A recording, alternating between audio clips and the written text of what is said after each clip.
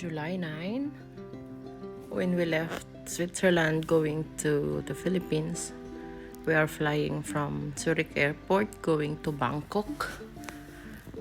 This is now in the Zurich Airport. Naghihintay kami ng boarding. And eto na yung eroplanong sasakyan namin galing Switzerland na magdadala sa amin sa Thailand.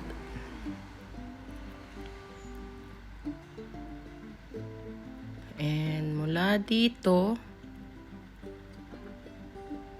ay 10 oras ang aming biyahe mula Zurich Airport to Suvarnabhumi, Bangkok, Thailand. This was our boarding ticket. And eto na, nasa Bangkok na kami. Pila ulit for boarding. Ay, hindi pala. Boarding pa lang pala to papuntang Thailand. So, ayan. Nasa eroplano na sila. Kami pala. While taking off, nakaganyan si Eric. Ang ganda sana ng spot namin. Nasa bintana ako. Kaso lang, nasa may pakpak talaga kami. Tapos, sa other side naman, aside na nasa pakpak kami, na maingay, katabi din namin yung CR. So, wala kaming gaanong tulog mula Switzerland papuntang Thailand. Kasi, aside na maingay yung pakpak, maingay din yung toilet sa kabilang side na maya-maya may gumagamit tsaka pina-flash. Pero anyway, yung biyahe naman namin ay super smooth. So, ayan, waiting for take-off pa rin kami.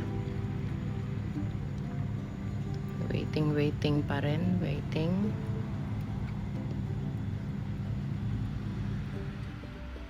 Nasa Zurich International Airport pa rin kami nito.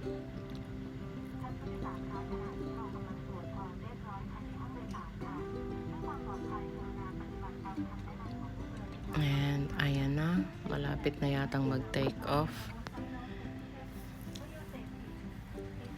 Pasensyahan nyo na yung voice recording ko. Try lang naman to. So ayan na. For take off na.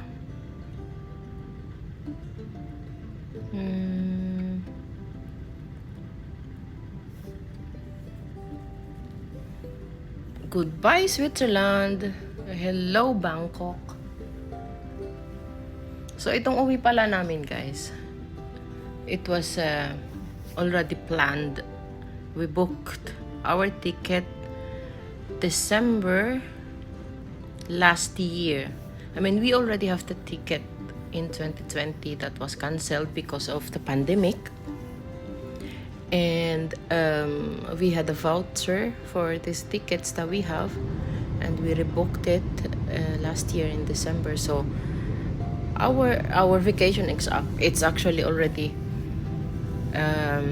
long time planned, but I did not tell it to anyone back home because I wanted to surprise them and a prank at the same time.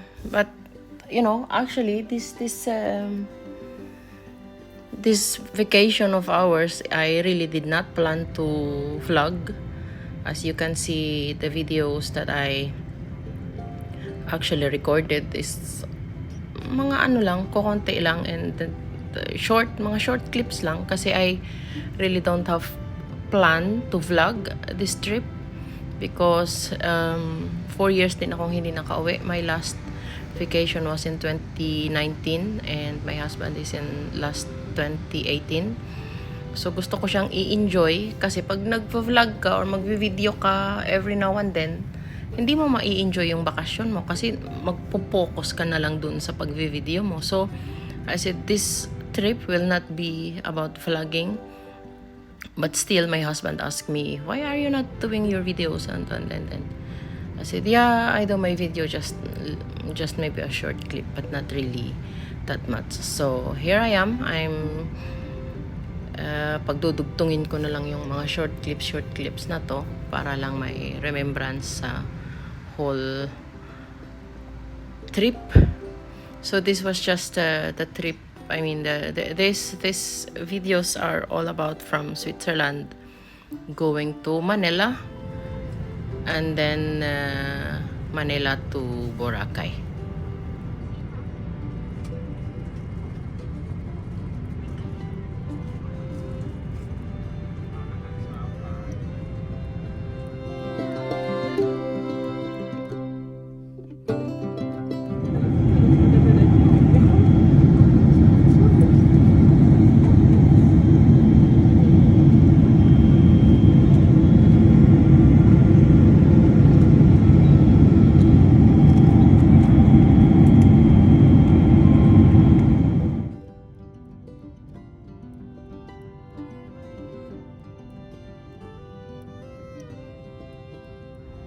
Here we are approaching Bangkok.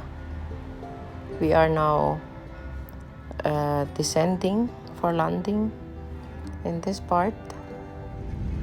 We are finally in Bangkok. We arrive in Bangkok, I think, at around 3 o'clock or 3 o'clock in the morning, and we had 2 hours layover. And then at 5 o'clock, we flown from Bangkok to Manila, and we arrived in Manila around, I think we arrived in Manila around 11:30, and we were able to pass all the immigrations and our luggage out at around 1:30, 2 o'clock in the afternoon. And then we have waited at least almost half day in Manila Airport kasi talagang sinadya ko na lumipad ng gabi galing Manila papuntang Katiklan para nga sa surprise. Kasi kung araw ka lilipad at makikita ka ng, syempre kilala din naman kami o ako, so marami agad makakarating agad sa pamilya ko na nandyan ako pauwi.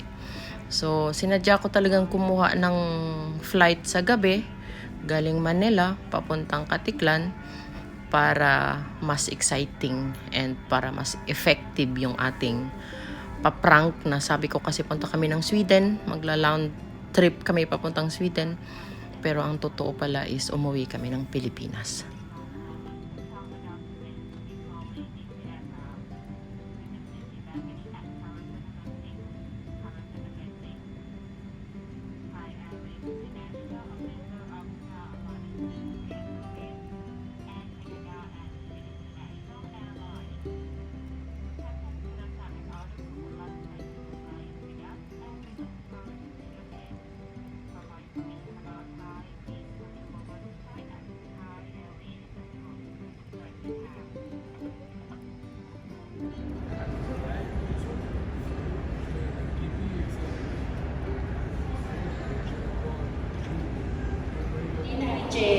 Passenger posted number 39J. Passenger name Stormhouse Pirate Tejero. Passenger posted number 49E. Passenger posted number 49E. And passenger name.